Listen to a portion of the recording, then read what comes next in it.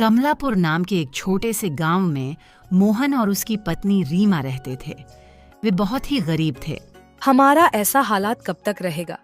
हमारे पूरे गांव में बस अपना ही एक ऐसा घर है जहां पर महीने में सिर्फ 10 दिन ही अच्छे से चूल्हा जल पाता है और बाकी के दिन हमें भूखा ही सोना पड़ता है। चिंता मत करो रीमा, तुम तो जानती ही हो कि मैं दिन रात एक करके मेहनत करता हूँ और जंगल में लकड़ियाँ काटता हूँ।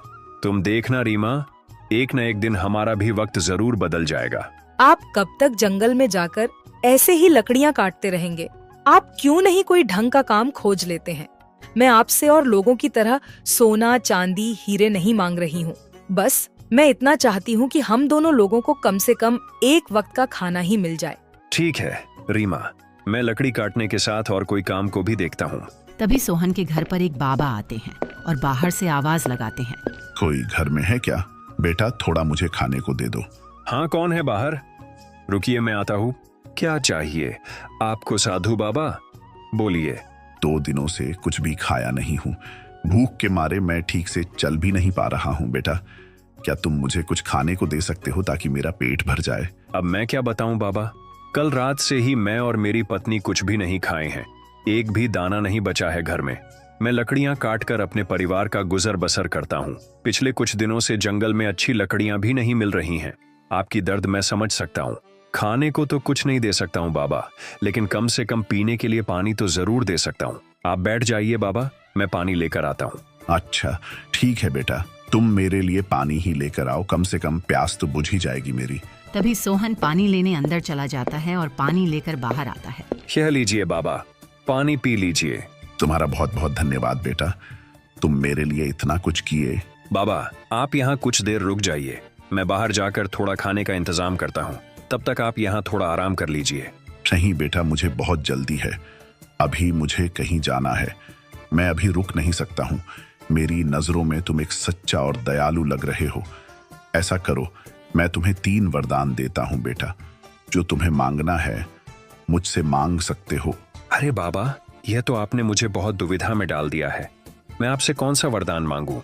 जल्दी बोलो बेटा, मैं बहुत जल्दी में हूँ, मुझे अभी बहुत दूर भी जाना है। अच्छा तो बाबा, आप मुझे ऐसा वरदान दीजिए कि मेरी इस कुल्हाड़ी को जो भी हाथ में ले वो मेरे हुक्म के बिना इसे कभी छोड़ ना पाए, और अगर वह इससे लकड़ी काटना शुरू करें तो मेरे मना करने पर ही रुके। आप ऐसा कोई वरदान दे सकते हैं बाबा? तुमको यह वरदान दिया, और बताओ बेटा तुम्हें और क्या वरदान चाहिए? और क्या मांगू बाबा आपसे? अच्छा तो ठीक है बाबा, आप मुझे दूसरा वरदान ये दे दीजिए कि कोई भी इस कुर्सी पर मेरे सिवाय बैठे तो वह मेरे हुक्म के बिना ना उठ पाए।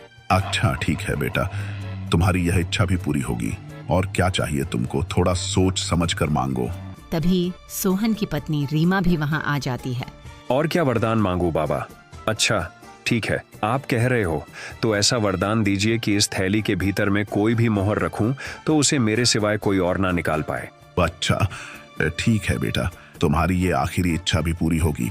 फिर बाबा इतना कहकर वहाँ से चले जाते हैं। अरे आपने यह क्या किया? हाथों में आए खुशी को आपने लात मारकर ठुकरा दी। खुद के लिए तो एक बार भी नहीं सोचा।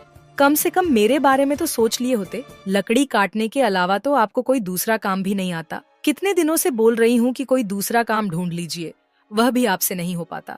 फिर सोहन अपने मन ही मन में सोचने लगता है, लगता है मुझसे बहुत ही बड़ी गलती हो गई है, तभी रीमा मुझ पर गुस्सा कर रही है।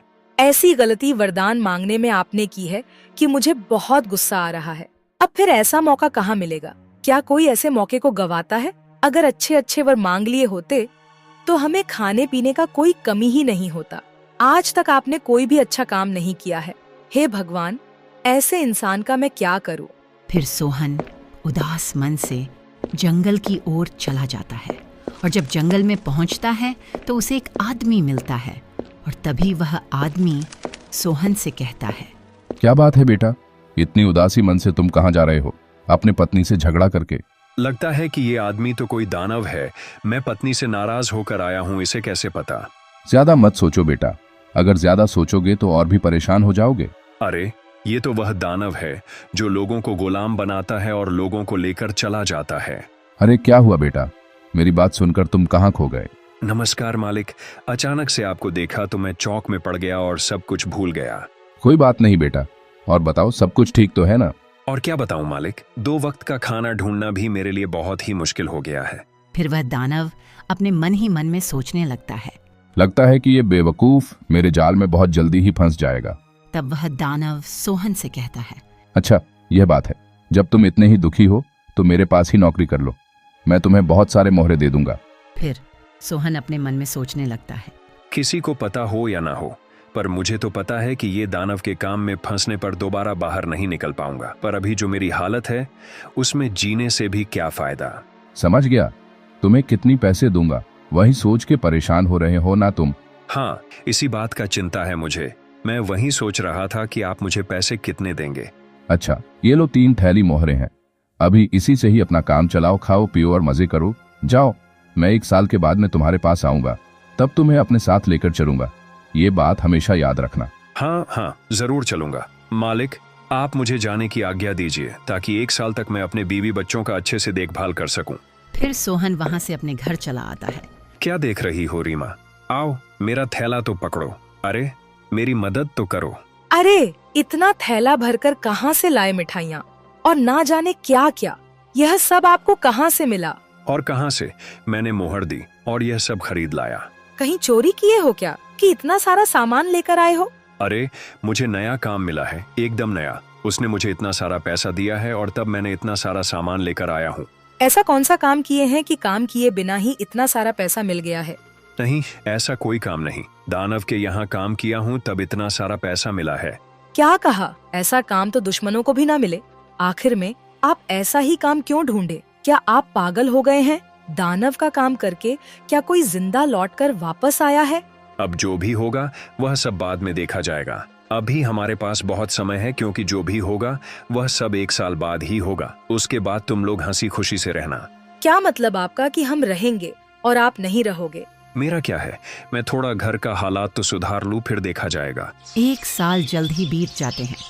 फिर वह दानव आता है और सोहन से कहता है। क्यों बेटा, तुमने अपना सारा काम खत्म कर लिया ना? अरे, यह तो दानव है। लगता है मुझे ही लेकर जाने आया है। कमजोर बनने से काम नहीं चलेगा। अब कोई ना कोई उपाय तो करना ही पड़ेगा। अब तो वह बाबा का दिया हुआ वरदान ही मुझे बचा सकता है। क्या हुआ? तुम्हें याद है ना, 1 साल खत्म हो गया है। अब मेरे साथ चलो, मैं तुम्हें लेकर जाने आया हूँ। हाँ, चलता हूँ। अगर नहीं जाऊंगा तो आप मुझे छोड़ेंगे थोड़ी ना। लेकिन तब तक यह काम मैं खत्म करके अपनी पत्नी से मिलकर आता हूँ। मालिक, आप मुझ पर एक छोटा सा उपकार करेंगे। कौन सा उपकार और कैसा उपकार? मैं तब तक अपनी पत्नी से मिलकर आता हूँ, तब तक आप यह कुल्हाड़ी लेकर थोड़ा सा यह लकड़ी को काट दीजिए ना। बस इतना सा उपकार कर दीजिए आप मुझ पर। अच्छा, ठीक है, तुम जाओ। तब तक मैं कुछ लकड़ियां काट देता हूँ और जल्दी से अपनी पत्नी से मिलकर आओ। फिर वह दानव लकड़ी काटने लगता है और सोहन घर में चला जाता है। कुछ देर बाद सोहन घर से बाहर आता है। अरे, अब तक आप कुल्हाड़ी ही मारते जा रहे हैं। वाह, ऐसे ही अच्छे से काटते रहिए। सब कुछ ठीक है ना? आप तो कुछ बोल ही नहीं रहे। बताइए ना मालिक, सब कुछ ठीक तो है? अरे भाई, मुझे ऐसे परेशान करके तुम्हें क्या फायदा होगा? देखो, इसके बदले मैं तुम्हें और 3 थैली मोहर देता हूँ और 1 साल की छुट्टी भी देता हूँ, लेकिन मुझे अब छोड़ दो। अरे वाह, 1 साल की छुट्टी और 3 थैली मोहरे, यह बहुत ही अच्छा है। फिर तो मैं तैयार हूँ तुम्हें छोड़ने के लिए। फिर सोहन उस दानव को छोड़ देता है और अपनी पत्नी से कहता है। अरे सुनती हो, इधर आओ, जल्दी से इधर आओ। फिर से क्या हो गया आपको? क्यों आप बुला रहे हैं? देखो, ये देखो, मेरे हाथ में इतने सारे मोहर है। मैं चालाकी करके दानव से बच गया और 1 साल के लिए छुट्टी और मोहरे भी ले लिया। ये तो अच्छा ही हुआ, पर 1 साल बाद तो वह फिर से आएगा ना? फिर 1 साल बीत जाते हैं और वह दानव फिर से आता है। अरे बेटा, क्या हुआ? तुम आज भी इतना काम कर रहे हो? चलो, अब बहुत हो गया काम। अभी मेरे साथ चलो, तुम्हारा 1 साल पूरा हो गया है। हाँ मालिक, मैं जाने के लिए तैयार हूँ। आप शायद थक गए होंगे। अब थोड़ा सा उस कुर्सी पर बैठकर आराम कर लीजिए। तब तक मैं आपके लिए पानी लेकर आता हूँ। ठीक है, तुम जल्दी से जाओ और पानी लेकर आओ। मैं तब तक थोड़ा आराम कर लेता हूँ। फिर सोहन घर में जाता है और कुछ देर बाद पानी लेकर बाहर आता है। वह पानी दानव को दे देता है और वह दानव पानी पी लेता है। तब सोहन दानव से कहता है। चलो मालिक, अब चलते हैं। क्या हुआ मालिक, उठने का मन नहीं कर रहा है क्या? मैं तो जाने के लिए ही आया हूँ। अरे बेटा, क्यों ऐसा करता है मेरे साथ? मैं इस कुर्सी से उठ क्यों नहीं पा रहा हूँ? कैसे उठ पाओगे मालिक? जो भी इस कुर्सी पर बैठता है मेरे हुक्म के बिना उठ नहीं सकता। मजा आ रहा है ना मालिक ऐसे बैठे रहने में? देखो बेटा, अब की बार मुझे माफ कर दो। तुम्हें जो चाहिए बताओ, मैं वह सब कुछ देने को तैयार हूं, लेकिन मुझे इस कुर्सी से आजाद कर दो। ठीक है, मैं तुम्हें आजाद करता हूँ। बदले में मुझे 5 थैली सिक्का और साथ में 1 साल की छुट्टी चाहिए। फिर सोहन उस दानव को छोड़ देता है और वह दानव सोहन से कहता है, यह लो सिक्का, और साथ में 1 साल की छुट्टी मैं तुम्हें और देता हूँ, लेकिन एक बात याद रखना, मैं फिर से जरूर आऊंगा। फिर 1 साल बीत जाते हैं और तब वह दानव एक पेड़ के नीचे छुपकर सोहन को देखता है और अपने आप से कहता है, अच्छा, पिछले बार जब मैं आया था तो ये मुझे होशियारी से अपने जाल में फंसा लिया था, लेकिन इस बार मैं इसके जाल में नहीं फंसने वाला हूँ।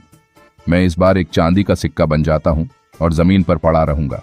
फिर वह मुझे सिक्का समझकर खुद ही अपने घर के अंदर लेकर जाएगा, तब वह मेरे चाल से बच नहीं पाएगा। फिर वह दानव चांदी के सिक्के में बदल जाता है और जब सोहन उस रास्ते से जाता है तो उसकी नजर उस सिक्के पर पड़ती है और वह वहीं रुक जाता है। अरे ये क्या, एक चांदी का सिक्का है, इसे मैं अपने थैली में रख लेता हूँ। तब सोहन वह चांदी का सिक्का उठा लेता है और वहां से जाने लगता है। दानव अंदर से मन ही मन में बोलता है, अब बचकर कहाँ जाओगे बेटा, खुद ही उठाकर मुझे घर में लेकर जा रहे हो। तभी सोहन समझ जाता है कि ये कोई चांदी का सिक्का नहीं है, ये तो दानव है जो सिक्का बनकर बैठा है। तभी सोहन कहता है, ओ, तुम हो। तुम्हें मरने के लिए और कोई जगह नहीं मिली कि तुम मेरी थैली में आकर बैठ गए हो। रुको, तुम अभी मजा चखाता हूँ और तुम्हें पता भी नहीं होगा कि इस थैली के अंदर जो भी घुसता है वह मेरे हुक्म के बिना बाहर नहीं आ सकता।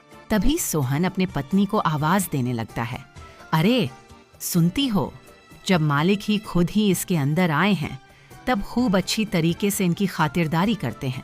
और तब रीमा भी वहां आती है और सोहन से कहती है, खातिरदारी करनी है, ऐसा खातिरदारी करूंगी कि 7 जन्म तक भूल नहीं पाएंगे मालिक। तभी रीमा उस थैली पर डंडे से मारने लगती है और वह दानव अंदर से चिल्लाने लगता है, छोड़ दो मुझे, छोड़ दो, मैं तुम्हारे सामने हाथ जोड़ता हूँ, भगवान के लिए मुझे छोड़ दो, अब कभी भी इधर नहीं आऊंगा। मैं तुम्हें इसके बदले इस बार 20 थैली सोने के सिक्के दूंगा और तुम लोगों से मैं इस बार बहुत दूर चला जाऊंगा। वाह वाह, तब तो बहुत बढ़िया है, लेकिन तुम अगर कभी भी इधर आए तो तुम्हें फिर से बंदी बना लूंगा, समझ गए ना? फिर सोहन उस थैली को नीचे गिरा देता है और वह दानव बाहर निकल जाता है और सोहन से कहता है, ये लो तुम सोने की थैली, और मैं अब यहाँ कभी भी नहीं आऊंगा, मैं जा रहा हूँ बहुत दूर। वह दानव जैसे तैसे अपनी जान बचाकर बहुत दूर चला जाता है।